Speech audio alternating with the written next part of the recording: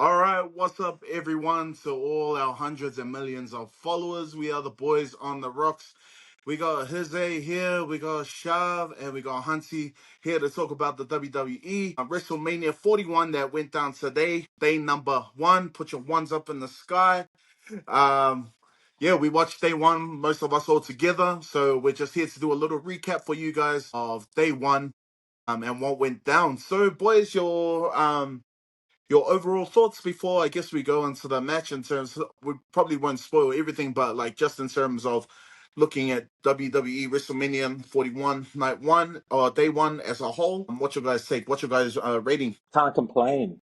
Any day watching wrestling is a good day. So what's your And I'll give it a 4 out of 5. out of five? Nice, nice. Yeah, I was a bit dubious coming into it, but it was still an enjoyable watch. It wasn't an overly packed card, which is the issue with the one-day WrestleMania, so it's a little bit easier to digest. Solid matches, solid drama for the most part. I'll go. Only needed 2 beers to watch that one. Only needed 2 beers. All right. Yeah, for me, um I thought the match cards started at 12, but it actually started at 11. So for the first match there, I was watching it. Well, I wasn't watching it because you're not allowed to watch things and drive, are you? So we don't condone that. So all I was doing was listening while driving to our boy Shavi's house to watch the rest of the match. So I was listening intently to the first match on the cards. Shav, can you take us away? What was our first match on the card? Oh, also, my rating, sorry, for this will probably be a 3.5 to 4, 3.5 to 4 out of 5 for me as well. But yeah, we can delve into why that was a bit later on. But Shav, you wanna intro this first match? All right, so the WrestleMania main event, Jey Uso started off the evening by defeating the Ring General, Yes, sir. Gunther. What'd you think about it, bro? This is one of those results that was always coming. I think it would have been just a complete disaster if Jey Uso didn't win, given they made him the winner of the Royal Rumble, the most stacked Royal Rumble of all time. For him not to carry through to win at WrestleMania, to carry that momentum, to get the place yeeting for the rest of the weekend just wouldn't have worked. So it's one of those results that I knew was coming, but pleasantly surprised with how we got there because it was an enjoyable match with both wrestlers using each other's finishes, which I think is always a bit of fun, but with Jey finally taking the win over Gunther after not having been able to do so many times before. Nice. What about you, Hayes? Yeah, it's a little bit confusing, the current sort of makeup of not just WWE but the lead into WrestleMania. Like you said, Jay won the Royal Rumble, and then having the main event night one go first, it just like threw me off. And obviously we missed it because it was the first match that was an hour earlier than anticipated. You guys ain't true fans. Exactly. Didn't watch it while driving. But the interesting thing for me is the win via tap out. So I've never seen that before from Jay. That was really nice to see, like a change up. But what happens next is probably the big question. So yeah. Yeah, I think for me as well, that was like a finisher first day. With that kind of match, I think Jey Uso is not really known for his in-ring work. So I think the faster, more explosive matches for him, if it's like a 15-minute match, it's just right for Jey. Any longer, if the story's not built up, then he kind of lacks in that. He had about what, like 3 Uso splashes, sorry, like roundabout. He also did a power bomb, and then like you said, Hayes, he finished Gunther off with his own sleeper hold. So I found that weird too. I'm glad Jey Uso won, and it's about time he did. It was his fourth time or third time wrestling Gunther, and it was about to lose. So I'm finally glad he got the one up on him. One's up. But who do you think will be his first challenger for the title? It's a spoiler for later, and I think we'll get to that when we get to the main event. We'll get to that when we get to that. Just said my get to the main event, that was the main event. You know what I mean? So Yep. how they've set up the card, sort of mentally. It's one of those where like you just can't get past the star power. I know there's rules around the Royal Rumble and main events in WrestleMania, but these things are flexible when the star power is too much for the Yeah. real main event. Yeah. But we'll get to that because that one wasn't. Yo, nah, I'm glad. I'm glad Jay also won. It was cool to see random match to see Haku there at the end. But hey, he's an OG, and he was. Oh, he wasn't even there for that match. Sorry, I'm already talking. I'm already talking ahead. He was in a different match. Sorry, whole Samoans look the same. Okay, But no, Jacob. yeah, bloody hell. Yeah, Jimmy was there to celebrate. Rikishi was probably doing a stink face somewhere up in the rafters. But yeah, all good. Anything else you guys want to add to this match? No, it was like I said, it's foregone conclusion that one. Yoza. All right, so the next one, World Tag Team Title match. New Day defeated the War Raiders, and there Man. was a near miss in this match. Take us through that, Italia.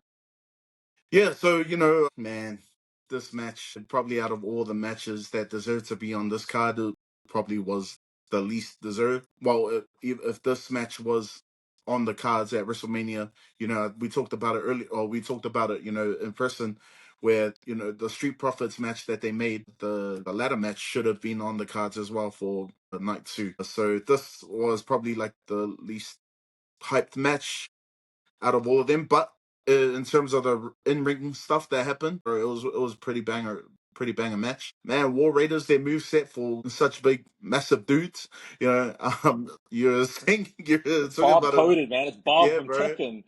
That's He's Bob from out here. Tekken. Both of them are Bob from Tekken, bro. Big ass dudes was some contemporary dance moves going on there, bro. Some ballet moves going on there, and some high flyers. Cartwheels. Yeah, so one spot I want to talk about was that near miss that you were talking about, Shaf. Like, when Ivo went up to the top ropes and he was just about to bust out his backwards moonsault. Bro, he was like this close from landing on his neck and his head. And he's already had neck injuries in the past that he just came back from not long ago, just before War Raiders came back onto the scene. He had a neck surgery and stuff like that. He was out for a while. And he was almost going to go back into the hospital to get another neck surgery as well because he was this close from botching that move. But man, thank God he was able to pull it off. They were able to carry on with that match. There were rumors of Big E showing up to this match, and if Ivar snapped his neck, he would have turned into another Big E right there and then. That's Like it, it was that close to this guy just turning into Owen Hart or something. It's gonna be the next Owen Hart out here. but So oh man, The next we're Brock both sitting there like, oh my days, like so close to joining Big E, but thankfully he was able to come away with it and he was able to pull it off. But in terms of the match, yo, glad that New Day won. I feel like they can finally redo their heel run. They came in hot when they first turned into heels, and then it mhm. kind of lost momentum. But now they can jump back on the boat. They finally got the championships, the tag titles.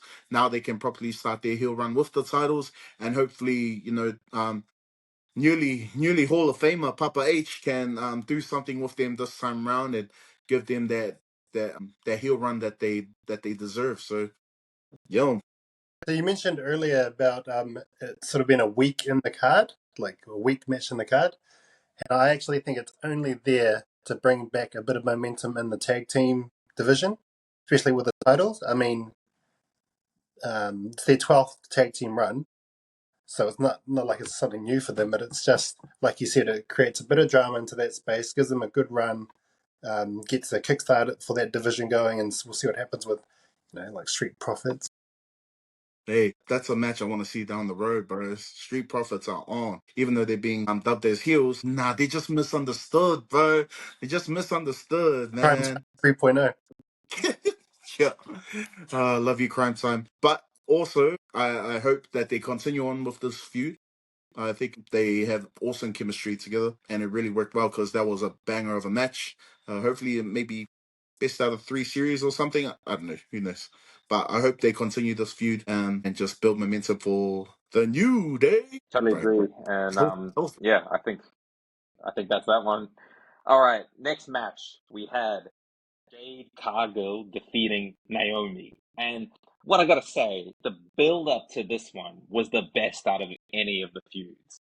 The acting, the heel turn, just the blood feud that was built up for this one was the best. I think it really translated into the match. It was so much fun. But what do you guys think? You go first, bro. Yeah, seeing Naomi as heel is super weird to me. It's like seeing Bailey as heel. That type of flip would is just weird to me. I always thought Jade is the natural heel because she looks like the bloody Terminator. So having her as the face is also quite cool because then it's like she's the Goldberg of the division now. She's just the beast. And some of the moves that she was doing out there, just catching Naomi in midair and just manhandling her. And Naomi's not small compared to some of the other girls, so she's an absolute beast. And I still think Naomi came away, even though she lost, she came away strong, looking strong, and she's got momentum for what's going next. That's probably my theme from this WrestleMania is that what's next is big. Yeah, Whereas this time last year there was a lot of finality to those stories. I yeah. mean, that was literally the theme. Finish the story. So Finish the story. yeah, 100.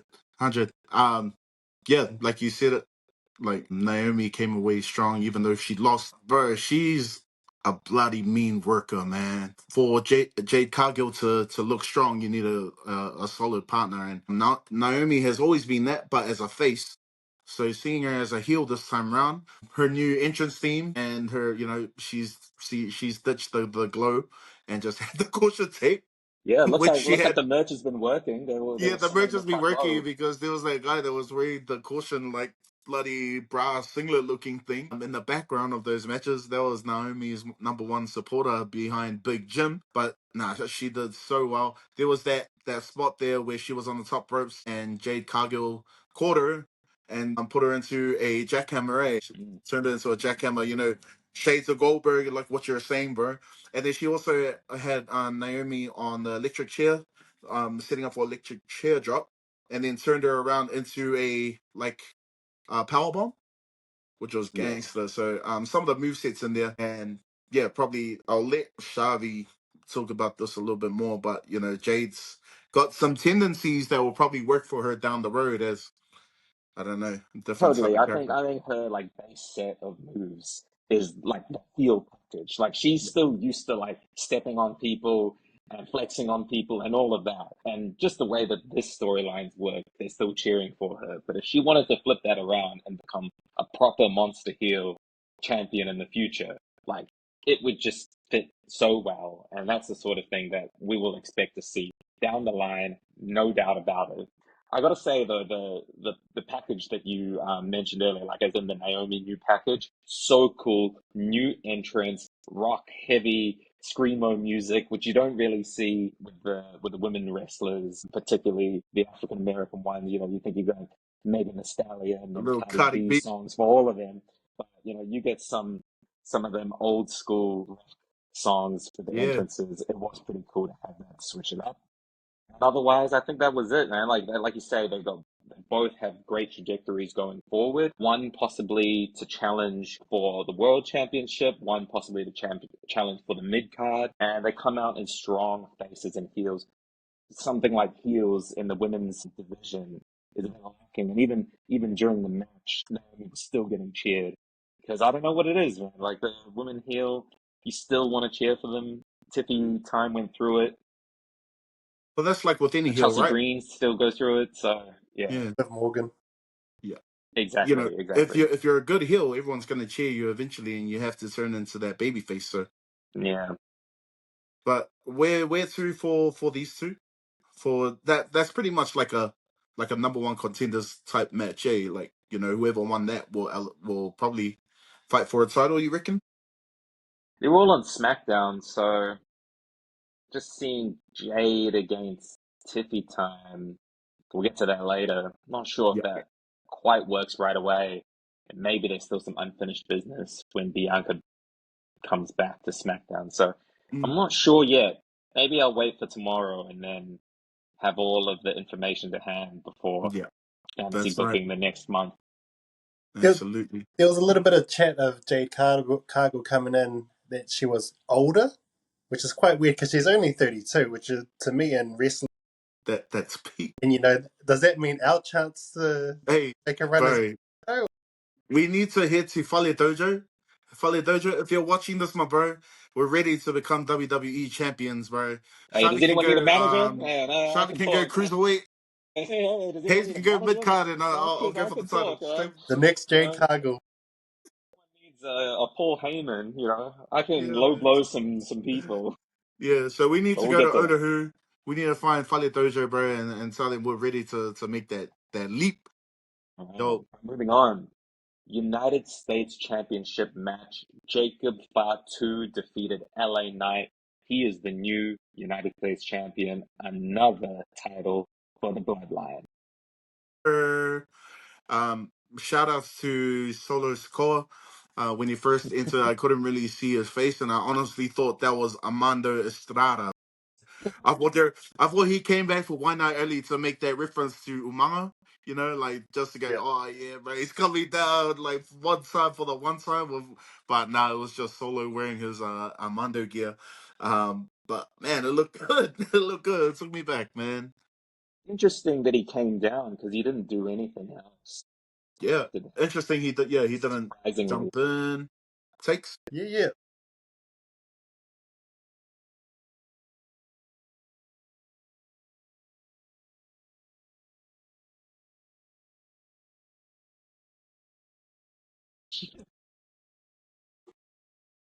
No, nothing else to add. I mean, it sort of went as expected in lieu of there being any interference. So I was saying this when we were watching it. If there's no interference, there is no world that Jacob Fatu does not lose. He is the hottest superstar right now, and they're doing all they can to make him the monster heel of SmackDown. Maybe not even heel because people like him that much, but that monster, unbeatable kind of guy. So, You know, you know, that was go up. on. There, I just want to talk about that one spot where Jacob went up to do his moonsault, and then LA Knight caught him with his BFT. That was that he tried to do his BFT F45 bloody Les Mills out of nowhere, but he was trying to do his own version of the out of nowhere RKO, and I guess BFT is a bit harder because it's more of a like a stunner type setup rather than RKO where you can fall with that person like lean back and catch, Yeah. because you know how I do RKOs, because I know how to do my RKOs. But I don't know, it was cool for what it was, but I don't know, maybe for me it can be a little bit cleaner. LA Knight, when you're watching this, bro, just be a little bit cleaner when you do it next time, bro. Shout out to you, bro. But nah, for me, fun Quick match. question. Yoza. Who would be the first new opponent for Jacob Fatu if it's not LA Knight in a rematch? Oh, I was thinking of maybe do a segment about this after we find, like, after tomorrow night's stuff, where we talk about the where to from here for Fair enough. the Yeah, newest yeah, yeah. champions or Stay something. I tuned. don't Stay know. tuned for that Yeah. episode. Can it All be? right. Can it be? Now, I think I mentioned Jacob Fatu being the hottest new superstar of the WWE, but he's actually the second hottest new superstar. The real hottest new superstar is the winner of the next match, and that is El Grande Americano, who defeated Ray Phoenix in both of their WrestleMania debuts. Yeah. Let's go through that match. I just want to give a shout out to El Grande Americano for being the first sponsored athlete of none other than Grande Protein Ice Cream. Yeah, it's good to find sort of a young up and coming athlete in the slums of Mexico. And just give him a chance. Just give him a chance. Just give him the name. Let him run with it. And he worked his way up through the Mexican wrestling team, the Mexican Olympics back in 2012. And has now found his way to the WWE and is really making waves as a new superstar. So, it's just about finding these hidden gems, and Grande Ice Cream seemed to do so. So great to see him pull off the big win on the biggest stage. Gracias. But now for me, they both showed out.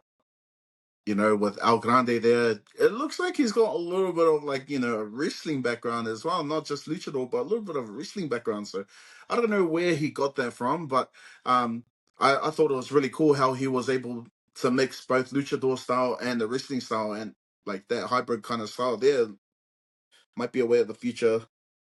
It suits him a lot, El Grande Americano. But Ray Phoenix was able to show out what he can do too as a high flyer as well. All his moves off the top rope, man, he makes it look effortless. Makes it look effortless.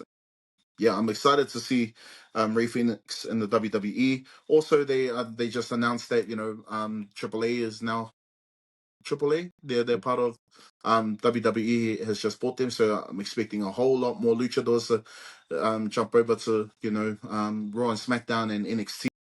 It's an exciting future. Glad that El Grande Americano won. See what happens next for him. Yeah, all Latinos in the mix now. Pump that reggaeton. It was Phoenix came in like really last minute, so it was a really good opportunity for him, and he sort of showed what he could do, given that was basically his a big time debut. But I just got to speak to one thing about my main man, Grande Americano. That promo package was one of the best I've seen in a long time. Yeah, Was so with funny, the dub over. And then that so sort of funny. led into his entrance where he came out and it was like a sepia screen, like old Mm-mm-mm. school Mexican shooter films. So it Yeah, was the well, mariachi band Mario. going on. Yeah, well, again, that's coming up soon, but he's probably more popular as Grande Americano than what he has. Then who? Then Sorry, who? back in the day, back in Mexican Oh yeah, junior yeah, wrestling. yeah, yeah. Yeah. So just before we move on, the whole thing with Rey Mysterio getting injured, you guys reckon that was like meant to be?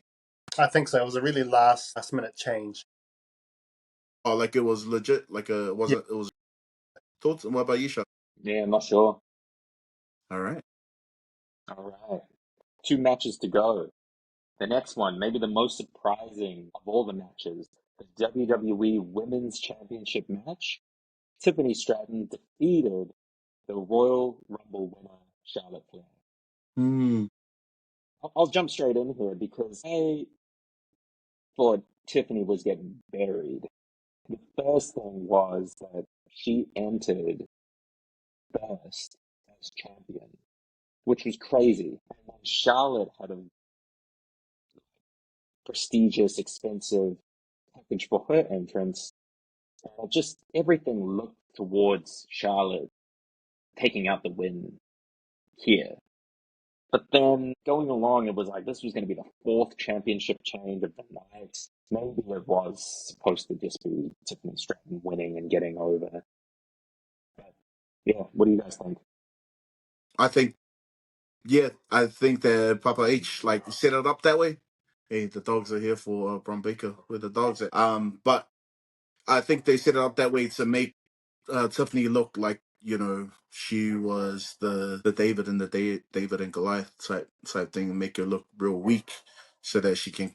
So it's unexpected when she won. But in terms of the match, yeah, I don't want them to fight again for a long time. The chemistry between them and their moveset was a bit kind of messy. There was a whole lot of hair there that got in the Was way there? of a lot of their moves. Not saying that they should cut their hair boldies or whatever, but like I'm just saying, like, yeah, the chemistry wasn't really there. But the promos and all the leading to WrestleMania was it was chaotic, but I think it kind of worked for them in a way. Like it helped get their match over a little bit more. But hopefully, yeah, I don't want them to fight again, not for a very long time. Fortunately, I think they're going to have to. I don't know how this feud sort of ends here, because where does that put Charlotte? I feel like she's always got to be in the title picture, but maybe, as we talked about when we were chilling live, that maybe Charlotte sort of moves on to one of the mid card titles to try and increase the prestige of them. Though it would seem odd just right away challenging for the main title to move down to one of the mid cards. I don't know. What do you think, Hayes? Yeah, to reiterate a couple of those points. Tiffy came out looking real weak just to start. Like the entrance was a little bit flat. She tried to go with this Buff Barbie thing don't think it landed that well. And these rules that, yeah, I know it's a work, but these sort of rules around the champion comes out second is all sort of throws your expectations off. And I don't that might be good or bad for some people, but for us, I know we talked about it sort of set her up to be looking really weak. And Charlotte Flair had like basically an epic entrance, and she looked majestic and so powerful, and you're like, oh, here we go. Charlotte's time to win. And we started to think about, yeah, that could be the move. And then she's just ultra heel again. And then it's about climbing the mountain, which is Charlotte Flair, which she's done for so many superstars over the years. She's been the mountain for catapulting numerous people's careers. Like Rhea Ripley's the biggest one that I think of with that. And she went sort of into the stratosphere, so to speak. The chemistry, I agree. To reiterate that point, that was pretty off. It was pretty weird. Just their styles don't match, and the pacing was a little bit off. And yeah, it's another theme for this WrestleMania is the finality wasn't there. It didn't like close those stories. So yeah, we'll see where this goes. Yeah, there probably hasn't been enough work between those two to put a line under it. All that said, Tiffy and Nia Jax, it just sort of just ended. You would have thought that there was more because she was the protege who turned on her to cash in Money in the Bank. We'll see. Like I said, SmackDown, there's you got Bianca Belair, Naomi. Who knows when all of them come back into the mix, into the title mix, who will be left actually fighting for the title? And now to the Hold on. main event. Before, sorry, Brian. Yeah, go on. You just mentioned one superstar there that I felt should have been there or thereabouts in the WrestleMania. Nia Jax.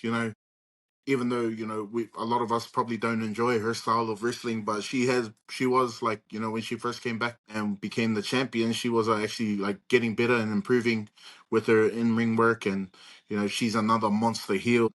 Yeah, so hopefully she deserved, I thought, to be in WrestleMania as well as you know who was it, Solo Sikoa, being the biggest heel of the company when Roman just came back. He should have Just bunch of been the on the Samoans cards. on there. Yeah, man, just a whole bunch of Samoans, Ricky I Samoans. thought you were gonna say like Chelsea Green or Alexa Bliss or something. Yeah, nah. Just make it Samoa Mania. Samoa Mania, bro. Just one on Nia Jax, and I agree because even in the Royal Rumble, she eliminated like 8 people at once, so they really established her as this like monster heel. But I'm sure she'll be back. Maybe she's just taking a break right now because I don't think I've seen her on TV since Elimination Chamber. And now the main event of the evening, and that was the triple threat match between Seth Rollins, Roman Reigns, and CM Punk. And there's a lot to unpack here, so why don't we just take this like a little bit at a time? And Yes, sir. firstly, the entrances. Woo-wee. Those were so sick. Starting with Seth Rollins with the flamethrower, basically just about to hit fire blast on his cameramen that were standing in front of him. And then with the lights turning off, Like we had one of the other Undertaker about to come back, man. I'm about to hear that gong. we had one of the boys looking over at me like, "Did you hit the TV?" Like, come on, man! Like, and then he was quickly taking off his clothes to put on the big Jesus outfit. It With is the Easter crown. Sunday The crown. and the crown. So that was Seth Rollins. Roman Reigns, for me, just seeing him come out like alone like that, just so weird. After all these years of being with Paul Heyman, with the Bloodline, just him being alone, it was a different kind of look, different kind of aura. And speaking of Bloodline, he had a different kind though, the older, the heritage, the ancestral bloodline being on the screens above him, which was very cool. I expect for you as well, in particular, Talia. Yeah, absolutely. One of our mates.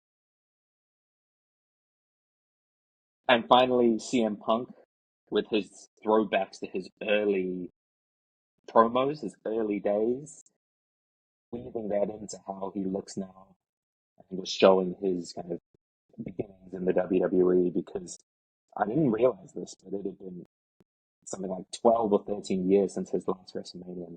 It's crazy because it feels like yesterday. But we've all aged 12, 13 years since then, and makes you think about life in a way. So, yes, those are the entrances now to the.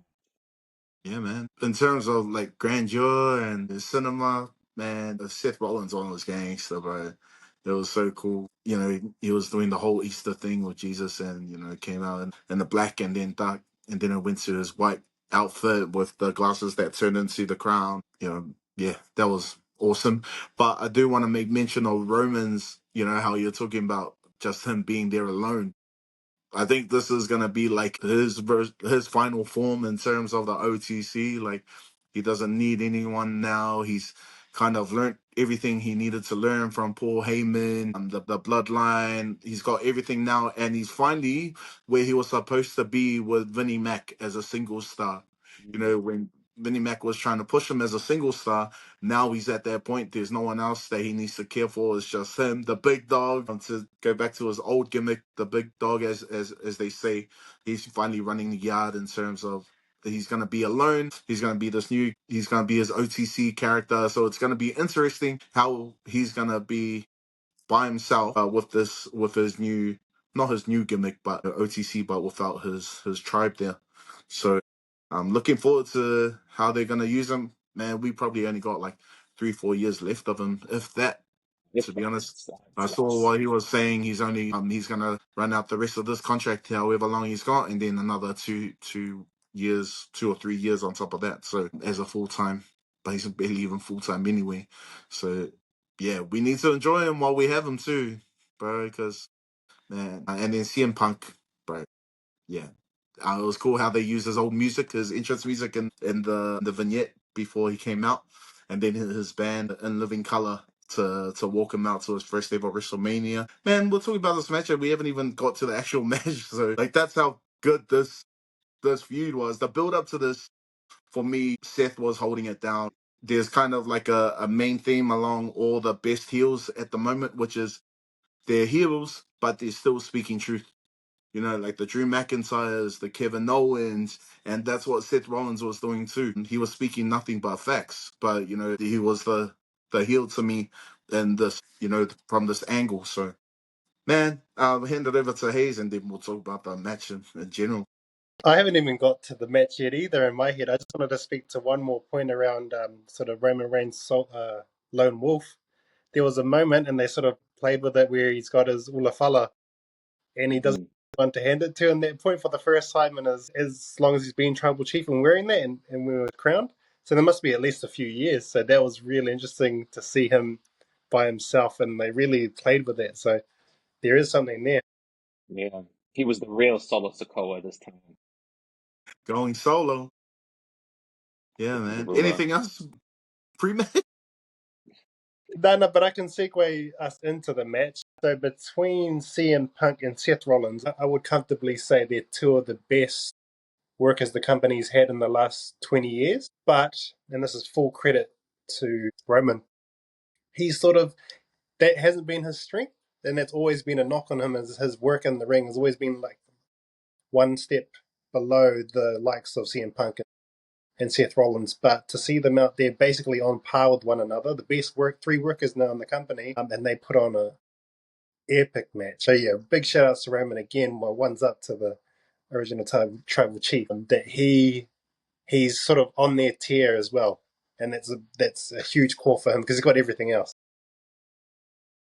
He's Sometimes it's seeing him less, like as in when you see him less, and then you do see him, it's like, oh man, this is special, it, it really means something. It means something, It's one of those things where they they make you miss them, and then when you do see it, it's sick. I'm trying to remember the last time I saw Roman in a real match was probably Royal Rumble. Yeah, because he wasn't in He Elimination wasn't in the Chamber. chamber, No. and he just did promos. He didn't do he didn't. So he's probably wrestled like 3 times in the year. Once with Like WrestleMania, Solo for War Games, Royal Rumble, back to WrestleMania. yeah, Flick's The- debut. So, but when you do see it, it is pretty epic, and all facets of the match. They said that street fight style bit with CM Punk and Seth Rollins. I mean, those two have had sort of the main matches between each other throughout the year. So, they had to get sort of their alone time, and then bringing it back into the ring with Roman to jump over the barricade over both of them. It was just pure carnage from start to finish. And then we sort of get up to the very, very intricate booking and move sets that they were doing, because it was all contributing to the storyline. And I think they had to really nail it, because there was a lot of acting involved where the moves had to make sense and all of that. It was, in a word, cinema. Like, there's nothing like this when you have 60,000 people watching a live play happen right in front of you, with all of the storyline that's built behind it, with all of this athleticism. It was just absolutely incredible to watch. That's it. That's it, bro. Like, man, I tell people, like, you know, who I say that you're a fan of wrestling, I go, bro, it's like live theater, man. It's live Mm, theater, but just with, a whole lot more stunt work. You're watching a live play, all these different storylines coming together in front of your eyes, and it's also televised just to like millions and millions of people at the same time. I do want to make mention of a couple of spots in that match, mm, with Seth and CM Punk starting it off. They went straight into the audience over the barricade, and it made sense because they're letting out their frustrations with their feud that they've had over the year, and it became into like a street fight kind of match. With using the bins, using the chairs, using the people around them. They went all the way around the audience, and then once they were close to that barricade again, and I called it, but I thought he was gonna spear them. But I was like, oh, Roman's going to come back in. And just as they got to the barricade, Roman came in, flying over the top, flying through the air, knocking them both down. And then Roman took over. And then, he was setting up the announce table, which was a real cool callback. He set that first announce table up, cleared everything, and he didn't get to use it. And then they moved on to the next thing. So in my head, I was like, oh, damn, he didn't get to use it. And then fast forward to near, like, towards the end of the match, where Seth was like, "Come on, we need to do this. We need to get him out." And mm, then mm. shades of the Shield, Yeah. with the whole power bomb thing, and look, he was setting it up, and then Roman knocked Seth away, and then still power bomb CM Punk through that first announce table, but then had already set up the other table for Seth Rollins, so he was able to pay that back, like the things that us as an audience wanted, to that payoff there with that other table, and then oh my gosh, the whole shenanigans once we got to the end. But I'll leave that to you, Hayes. Talk about what you reckon. So yeah, the big finish was the double turn, obviously.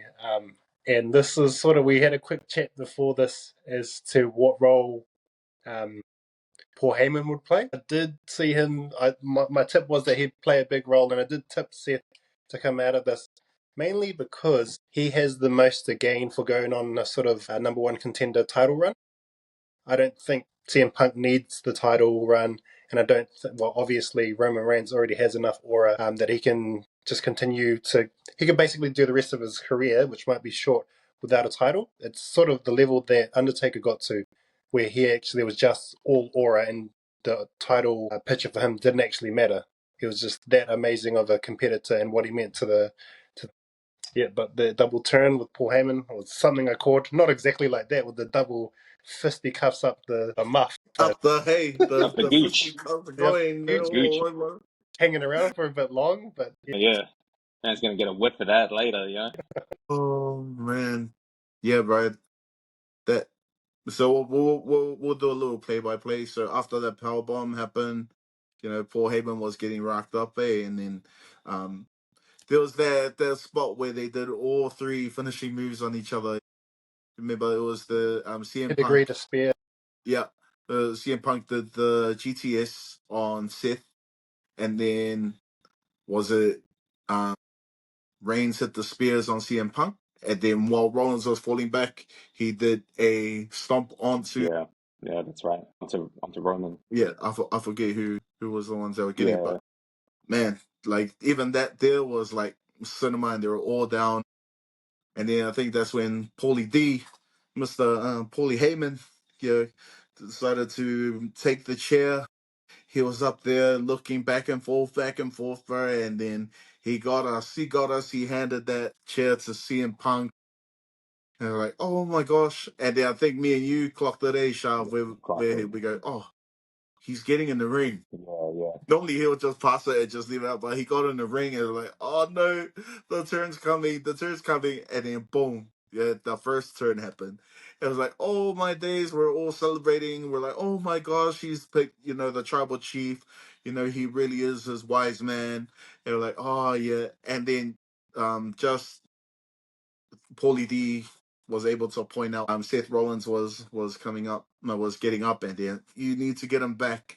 That Shield callback with the Shield shield chair, callback. Oh yeah, yes, the the Shield mirroring. callback with the chair and setting it up, and then Roman just goes, "Get behind me, Paulie D, I got you, bro, I got you." Went over, and then boom, the fisticuffs was going back and forth, back and Yeah, yeah, forth.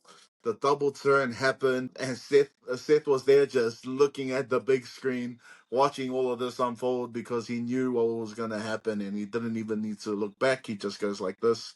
He grabs his hand, he puts his hand out. Paul Heyman puts the chair in his hand. Then we saw the double heel turn, or the double turn, bro. yeah. I loved it, and I think we all had some suspicion that Seth Rollins was going to come out of this a winner in some way. I think my prediction was a sort of a miscom between CM Punk and Roman Reigns and Paul Heyman that allowed Seth to be opportunistic to take the win, not necessarily with the turn with Paul Heyman, but I'm not mad at the way that it played out because it was absolutely captivating. And it sort of callbacks in a number of ways. Seth as a sort of robbery of the century type WrestleMania callback with him standing over Roman Reigns. And yeah, I just think it makes the most sense that he would come away with a win. And you sort of, from here, can have maybe him and Paul Heyman do things together to run Raw, and for Roman and CM Punk to sort of have their own storyline going forward as well, perhaps. That would be huge as well, because I don't think they've had their own time to feud between each other. It's sort of been Seth and Roman have had their thing, and then Seth and CM Punk for this year. But Roman and CM Punk would be something that'd be really cool for the rest of this year. So yeah, overall that match was just captivating from start to finish. And what you want out of a main event, and crazy that this didn't have a title on the line, and yet it played out the way it did. That just goes to show the level of stardom that was in this match. So one of the things that I'm glad that Paul Heyman did get his sort of double prostate moment is that he's responsible for bringing so much talent through and elevating talent in the WWE. Paul Heyman guys, that's his thing. So for those who don't know, he's basically in real life best friends with CM Punk. So that's their history, and he brought Punk through and elevated Punk for the first time. Obviously, he's been Tribal Chief's 2IC for a long time, but he also brought Seth Rollins through NXT and the whole Shield. So it's basically his match there. It's got his DNA all over it. So him having that moment was really special for Yeah, wrestling. He's so impactful in the current WWE. They'll be eyes all over him now. Yeah. all over that And Gooch, forearm, yeah, all forearm, over yeah, that forearm. yeah. What some people would give to get a taste of that later. Gosh. But yeah, what a way to finish the night one of WrestleMania. I do want to, because I've already been seeing talks of it like online. How does this affect tomorrow's main event? Good question. I've been seeing chats online in terms of potentially Seth might go. Seth and Paulie D might be, the third members or third and fourth member of the Rock's plan with Mm. Cena, and they might turn into a new authority, type figures of WWE, and they might run it. So I just want to. I know we're gonna wait for tomorrow night to do the what's next, but maybe for this match, just because I've seen it, people talking about it already. Potentially, how does this impact tomorrow's main event? Well, I think Seth runs as a face because he's already done the exact same heel turn going, the corporate heel turn. And he's so, like, his last promo was fire. And it was The a sitting promo down one, that, the pipe pipe bomb, bomb. Yeah, I'd love to see him do his babyface run and not do the sort of corporate heel turn because he's already done that with the first Shield chair shot to Roman. But yeah, I'm really excited for that. Leisha. Yeah, I mean, it might be quite complicated. There's a lot going on already if you're going to include The Rock and potentially other returnees tomorrow night.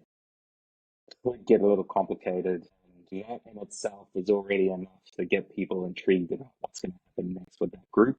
So I wouldn't be mad if like it stays as separate storylines and sort of bring everybody together. At least for now, maybe at a time. But yeah, I feel like there's quite a bit to still unpack in that separate storyline between John Cena, all of that sort of thing. So yeah, we'll see. I'm looking forward to tomorrow, obviously. And 11 o'clock start. 11 o'clock start, 11 bro. o'clock. Promise. We'll be live streaming. Yeah, Hey, we finally got our behind the scenes person to live stream that. So, hopefully there's some clips of from this video up by then, so you guys can tune in tomorrow. Even if not, we can make this into like a, I don't know, we can add this to day 2 and make one whole maybe WrestleMania recap if our clips aren't able to go up tonight. But we'll see what happens. All right. For this first segment, our only segment for before we finish for the night, we got probably one little segment I want to do, which is build, the top wrestler. So build what we think the top wrestler looks like in terms of different characteristics. So they talk about the promos, the in-ring work, the build that person would have. What else did I run in it? Gimmick, Oh yeah, the type of gimmick they'll have. mic work, in ring, aura, build, gimmick, and finisher. Oh yeah, we'll finish it. All right. I'll put it open so I can run it. So Yeah. we'll go back and forth. Who you got? We can't pick the same guys. So who you got for mic work Who I got for mic work? So and why? probably the two best mic workers, the mic holders and the mic workers, the who can hold the mic the best. They'll probably hit the best promos is obviously The Rock, not the current iteration of like Final Boss or. But back when he was, a full-time superstar, and around the around 97 to 2001, around that era.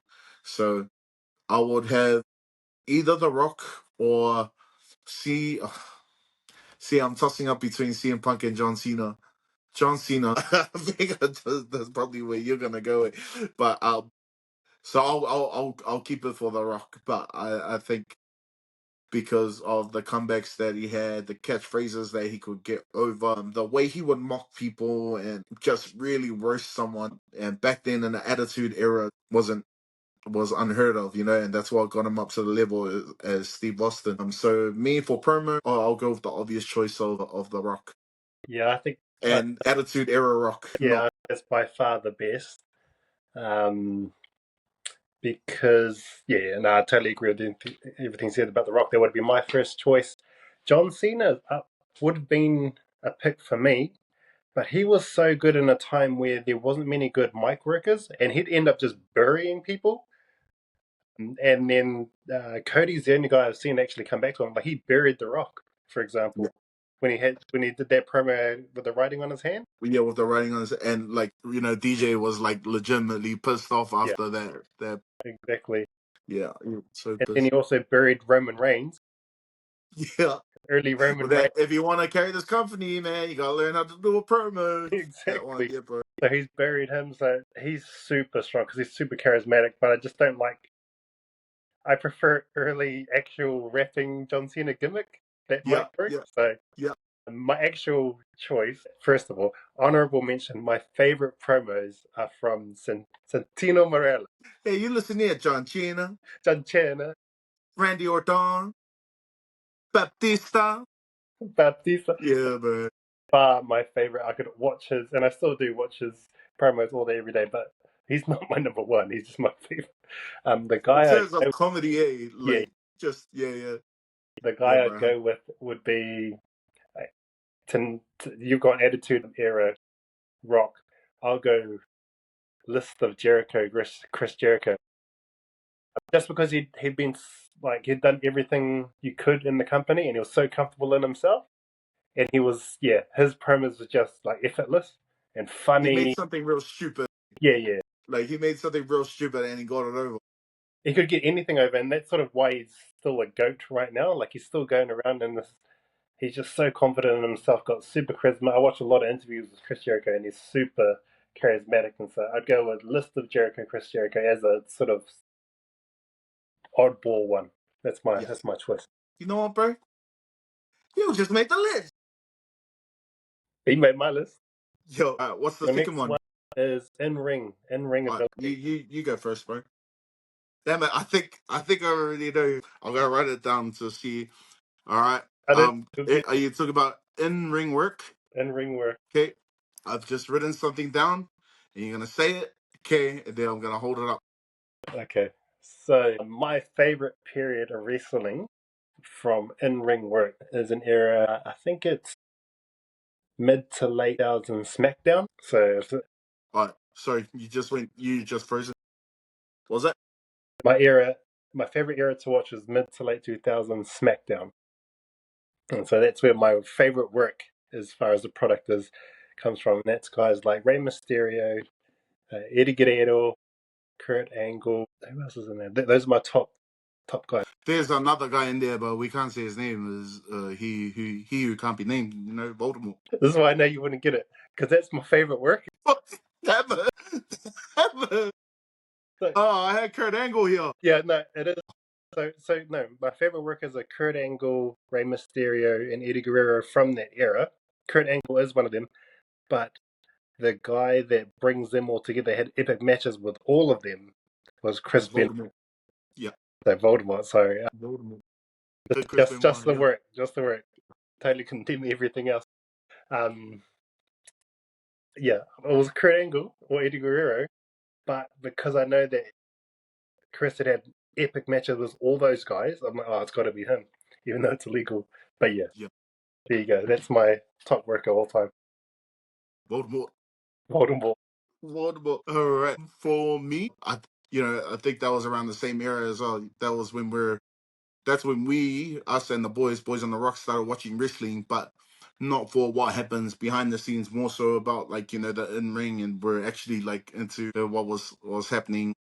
That was our era, with the Batistas and the Kurt Angles and the Shawn Michaels. So for me, in ring, he could tell a story. He was always the underdog because he was smaller than everyone else, but he was a very popular, very over with probably the generation just before ours. That's Shawn Michaels for me in terms of in ring.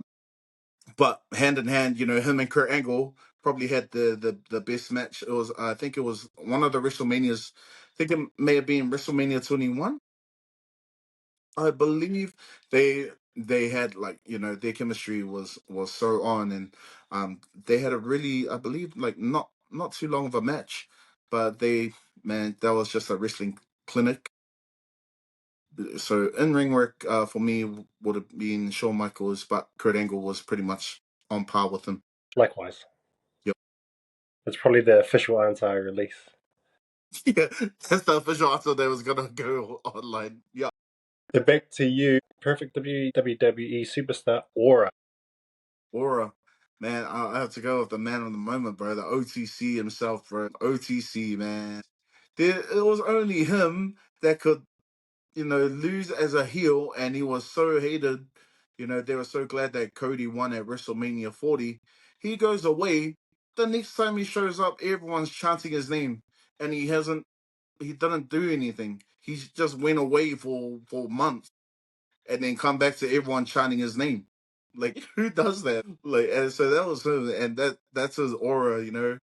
That's the aura he carried. He carried that when he first aligned himself with Paul Heyman at the beginning of the Bloodline. Took away that big dog stuff, and then aligned himself with Paul Heyman, who was able to shape him into the beginning of the whole Bloodline feud that they carried during the COVID era and the Superdome era. Carried through that his feud with Jey Uso, carrying that through that period there into becoming the biggest heel. And throughout his heel run, he was able to just click into that aura that he's probably always had, but because Vinnie Mac tried to shove him down our throats and we just didn't really align to him. Either that or it's just his beard. Because he came back, he had the beard and like aura. Yeah. The beard had all the aura, and his goatee, just leave it at home. So the aura contained the beard. All right, so that's what I'm going with. OTC, Roman Reigns. I know it's like the simple pick, but yeah. I don't actually think anybody's had aura like him ever. Like what you just described, I've never seen anybody do that, especially coming from the guy who did the promo. Slap yourself, who had negative aura, to come from Leon King. there and to be absolutely hated to be what he is now. From WrestleMania 38, 39, 40 is the most aura I've seen of a guy coming in. Crazy aura. So yeah, Yes, I sir. think he's number one, like head and shoulders above everyone else, and that's saying something. My We can agree on that one. Like we Yeah. can. No, Uh, I've got an answer. yeah. It is probably, this is dating it back. I think is my favorite wrestler all time, and aura is sort of represents him really well. But it's like 96, 97 Yeah, I know. I know. Yeah. thing. Karen.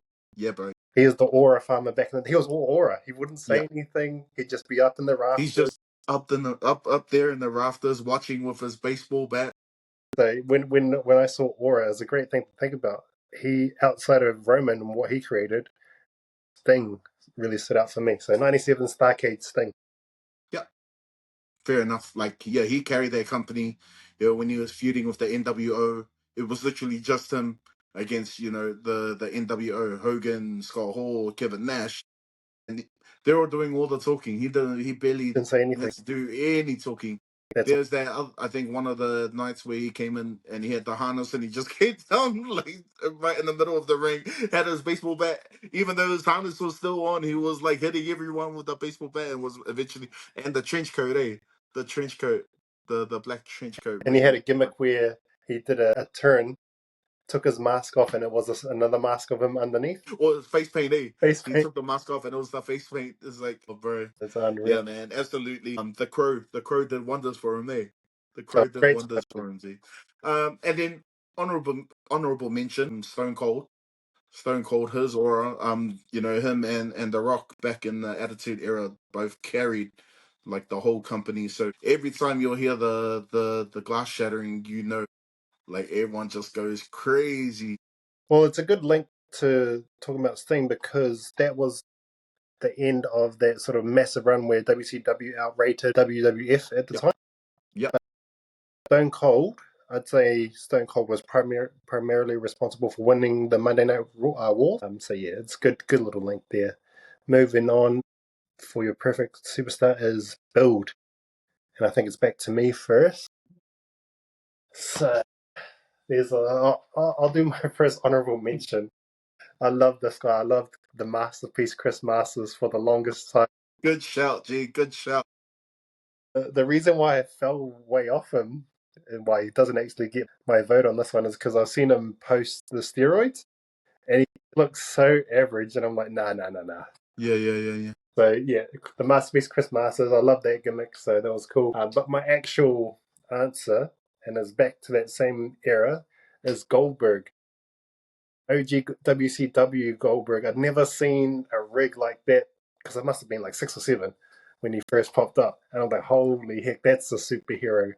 Because a lot of those WCW guys were just big, like Scott Hall, Kevin Nash. They were big dudes, Hulk Hogan, but they weren't like ripped jack like him. And the traps that I'd never seen before, the belts are just crazy. I realize now he's a crap wrestler, but the body, that rig, that's my A1. Well, build 100%. He also had an aura. His entrance was probably like like original kind of entrance that started from the changing room, and they had the security guards around him that would walk and his entrance music. Well, maybe that's another thing we can add onto this list as well. Just so entrance music. So maybe we'll go one more so we could give us some time to think about the entrance music. Body for me, or build for me, Body for me. the build for me will probably be Randy Orton. Randy Orton, Yeah, bro. yeah. He's like overall like, yeah, so like Talk I think about his around body. like 6'5", 6'6", abs for days, bro. Yeah, he's even like now probably his build now is like the best he's ever looked. so jacked. Not too jacked, but like ripped and everything's just sounding like it's such a glazer. But yeah, Randy Orton for me, man. No, I agree with that. I'd say he's like if you built a superstar in the lab, in many ways, he's that guy. Yep, Yeah, yep. so I agree with that. Interesting one here is gimmick. What gimmick of all time? Then you're up. Probably one of the who would probably come to mind as cool gimmick that I guess I had just thrown it in there for us to think about who had like some of the best gimmicks. Undertaker comes to mind for me in terms of just when he came back to being the dead man after his American Badass. It was around the time I think like 04, 05, where he had just come back to being to the dead man with Kane. He was in the Buried Alive match with Kane and his American Badass gimmick, I think, and then he came back to feud with Kane at WrestleMania, and he came back as the Dead Man. So that gimmick for me was him like at his peak, and that's where he started his run with all his like mean matches with the two against Shawn Michaels, Triple H, CM Punk, Randy Orton, Edge, like so, and his gimmick then was probably my favorite out of them, and that's kind of where we discussed before with Shav, where Roman Reigns' aura is now, like and like he doesn't need to say much because he's probably not really a good talker. I didn't really enjoy him as in his American Badass gimmick. I liked him more as Dead Man. So probably off the top of my head would be the American, the Dead Man. Sorry, Yeah, for me. yeah. I think like it's pretty obvious he's the best gimmick of all time, and he's sort of the only gimmick left, or Yeah, true. that The they true gimmick. like back like early '90s, late '80s, they had like actual gimmicks still, like Boss Man, and people that had a job. Mankind, like he's not like a John Smith. He's Mankind, and Yeah. they had heaps of those types of gimmicks, and so they stopped sort of doing that because people started to realize it's not real. You're not actually Yeah. a security guard if you're a big boss man or a police officer. So your gimmick sort of went away. The one that uh, is like I think is an underrated moment in the evolution of WWE was John Cena's Thugonomics gimmick. Because it's like the Dead Man. It's not as good as the Dead Man. That's the best one, but he fully believed in it. Like a white dude from where's he from? Mississippi or something like that. Newbury, Massachusetts. Massachusetts. Square. It literally got a square head coming out as a freestyle rapper. Thugonomics freestyle rapper, and I bought into it. I was like, yeah, this guy's the Yeah, yeah, true hip hop. yeah. I remember his feud against Carlito. I think like just as he was like a U.S. champion and he was still in his Thugonomics Yeah, gimmick. Bro, yeah, he was 100%. he was He so was cool. Everyone liked him. yeah, and He this was wasn't coming getting the from boos and the half boos, half yays. because he just before that he came as the prototype, like with no personality. So having him as Like literally, he was a machine. yeah, Yeah, he was a robot. So, yeah, Thugonomics, good shout. Hopefully we've had some time to think about it. But interest music, G. What's some interest music? Your all-time interest music? time entrance music. I do like the original Thugonomics one. Yeah, that violin there. Yeah, yeah. Yeah, We just represented a cool time, and then I did like it was cool getting the taste of it, getting CM Punk's original one, the sort of screamo music. What is my favorite? I think Triple H. Triple H. Yeah, I think that. Yeah, it's too hard. It's wait. There's so many I love, but I put Triple H as someone that's always got a consistent one. Around that time, they had the best music. So Yeah, that was all Mike Williams, not Def Rebel, but Mike Williams or Jim Williams. Sorry, yeah, Jim Jim Williams, Williams. That was him, Batista, yeah, good shout. Batista's one, Gangster, RKO. Another one, DX. yeah, DX's one was Gangster. yeah. For me, probably be OG Randy Orton's one. Hey, there's nothing you can say. That Well, to extend on to that one, to be honest, is the Edge's original. which was You think you know me? the original one. Yeah. How did that one go? Oh no, he Was kept it, it is it right. different too? No, no, Yeah, he kept it. But then the Rated RKO entrance music. Oh yeah. So that's a good shout there. When they mixed both together, rated RKO.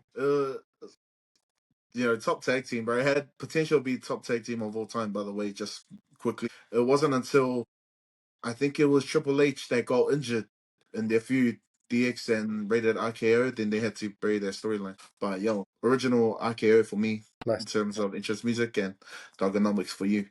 Nice. What's we got finisher now. Finisher, yeah, finisher and finisher. Finisher for me, probably with two, because they're things that you can, most popular ones, and you can do them out of nowhere. Which is like the cool thing about it is the surprise factor. They can hit it. RKO, obviously, and Sweet Chin Music. And it's Sweet Chin Music only from HBK. We got the super kicks and stuff like that nowadays. That is just like part of the moveset now, and it's not protected as a finisher. But when HBK did it, it meant something. So top finishers will be HBK, Sweet Chin Music, or RKO, Randy Orton. And if I had to pick out of them, probably RKO. Yep, that's strong. Honorable mention on my end would be a Eddie Guerrero RVD Frog Splash. That's a simple as move, but because they're amazing wrestlers, there was always a lot of drama in how they delivered those. Mm-hmm. But yeah, you talked about something being protected and what it does to build the move up. It was 100-0 run, Goldberg's 187-0 run, where he do the jackhammer and doing it to Big Show. Yo. Easy. And he got him up with ease, eh? And he held him up. So yeah. So that was the last strong, outside of the Tombstone Piledriver, that it was really protected. I'd never seen a move more protected or a superstar more protected than Goldberg at that time. Goldberg. Yeah. But the spear into the jackhammer, crazy finish. Also, question: who's got the best spear? Braun on speed. Yeah, Braun on speed and velocity, bro. Braun on Aisha speed. Carlito. Yeah, for the spit. Yeah. Not Roman. Nah. Not Rhino. He's got some good ones, but not Rhino. I think it's like not Batista, not Edge. It's like an early Goldberg, or like I've never seen someone run in between the ropes as fast as Braun, so it must be Braun. Yeah, Braun, maybe old, early Goldberg. Yo,